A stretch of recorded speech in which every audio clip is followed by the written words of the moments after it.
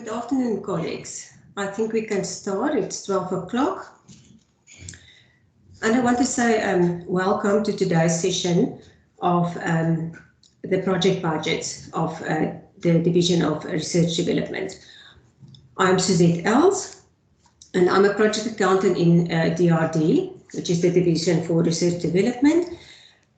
And it is my responsibility to assist researchers when they apply for funding, to help them compile a budget for the funders, and that is part of my responsibilities. And furthermore, I also assist in the preparation of the financial reports if and when required by the funders in terms of their specific contract or agreements.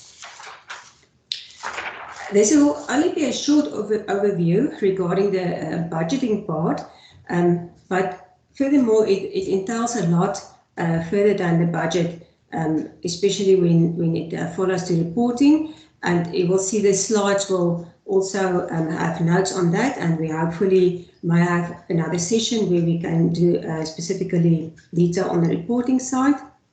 But the presentation will be sent out to you by Whitney after we have done it today, so that you can have something to fall back on.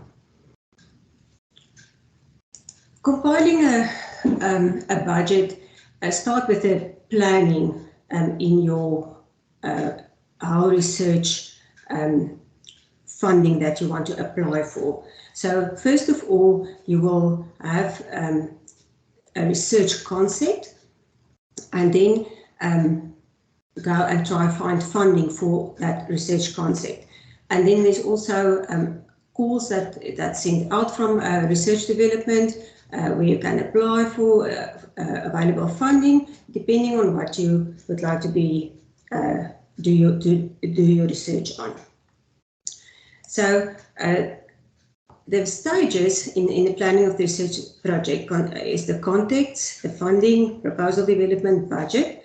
I'm going to touch on the first three just quickly so that we can go over to the budget part, which is what the session is more about. So let's have a look to the context. So when you plan your project, there's a few things that you must keep in mind. Legal requirements. On the contract, there must always be a contract when you start a research agreement between the parties, the university and the funder. We have the legal advisors in DRD that can assist with that. So they will help you with the contract and all the requirements regarding that. And then when you apply for funding, there's also different types of funding that you get. So I'm not going to do the detail of this, but this is just a summary of the difference between grants and contracts. But it can also be discussed on a later stage if you want to know more about this. But the type of funding that you apply for will also influence your deliverables, and it will influence your budgeting part.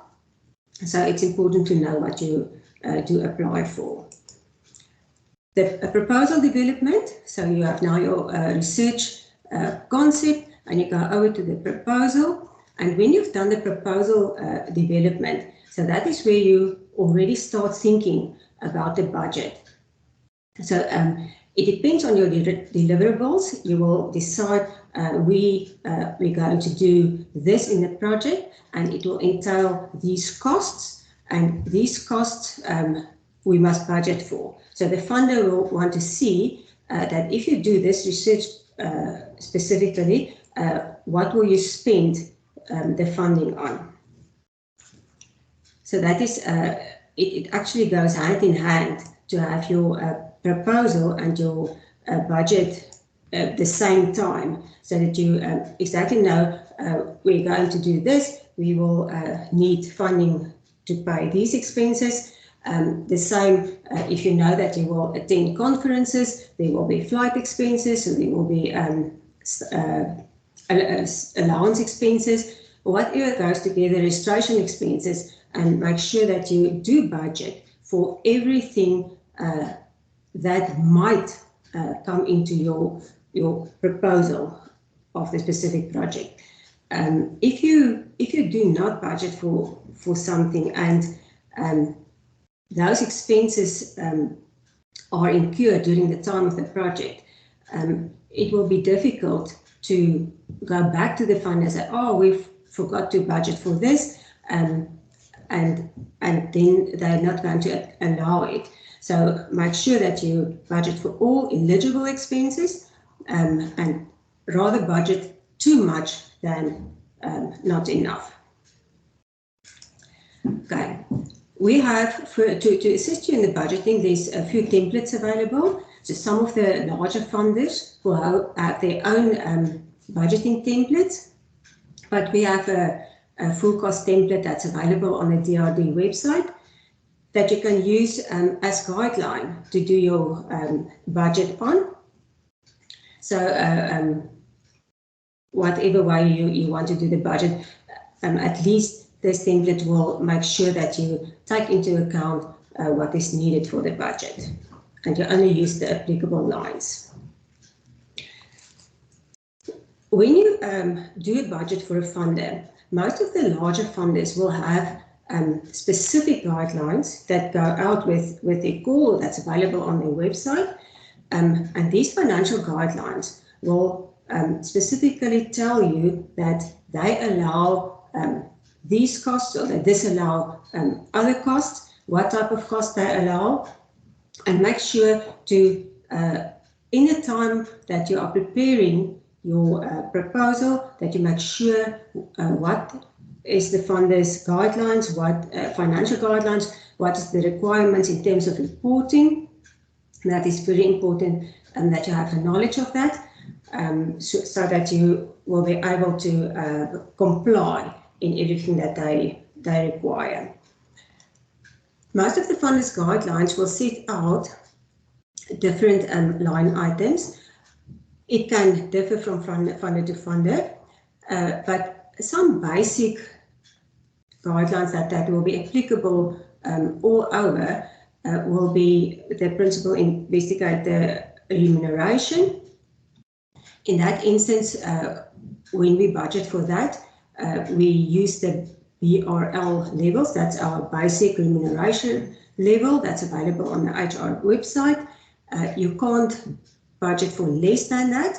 You can budget for more than the BRL, but not less. So make sure that when you budget for any remuneration in your project, that it will be above the BRL level. The template, the full cost template, is also available with the rates included, so it makes it easier to adjust from there. Some funders will have restrictions on equipment, especially maximum amount of equipment. Make sure that you are aware of that, and whether you will need maybe additional approval when you have to purchase certain equipment that will be more than the normal. When you also do your budget, make sure that you are allowed to vary a percentage from your budget lines. So as the period of your contract or your project goes, and you need to do some adjustments from one line to the other line, that it's allowable in terms of the funder's requirements, and that you can move some of the budget lines between each other, and what the maximum percentage of the item is that you can move. Exchange rates will be applicable where you have to do your budget in a foreign currency. So in the contract and also in the guidelines, they will set out in which currency the budget must be. It's not normally that it will be in South African rand. And when you use exchange rates, it's good to be conservative.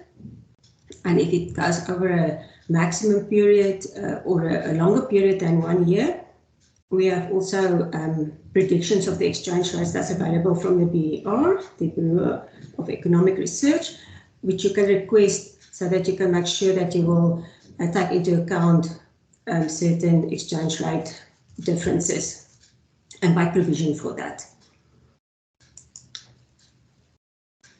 I've discussed now the basic remuneration level, that is fine. You will see in the budgeting template, we also already have included the levy from the university, which is currently at 20%. This indirect cost recovery rate, that is what ICRR stands for, is in terms of legislation, and that is where it comes in that your budget must be on full cost. That is required by NIPMO. If there's any restrictions from the funder's side regarding indirect cost recovery, remember that you have to apply separately for that, and you can already do that in the stage of contract finalization to get approval for any waiver or reduction of the ICRR. And then when you receive your funding, we have to just apply, if the reduction is approved, you can just apply for the correction of the ICRR. That's automatically taken from your cost center. But it's very important to make sure if there's any funder restriction on that. There are some funding that is obviously VAT exempt, normally your foreign funding, bursaries, donations. Remember that we have specific accounts that we use for bursary or donations or NRF income that is VAT exempt. That's in the cost center. So when you make out an invoice, please make sure that the correct account number is used. The most important thing to remember is that VAT is applicable on all local funding.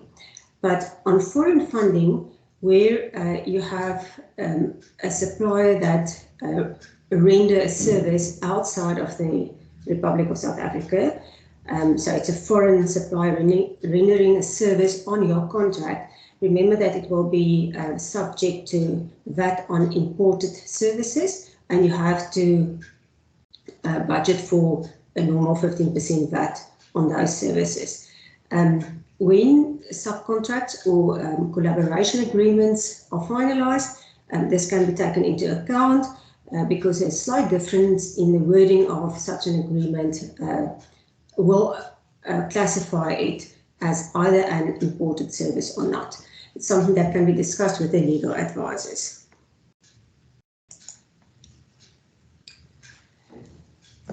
On the financial side, finances, you are now in your budget that's been approved by your funder.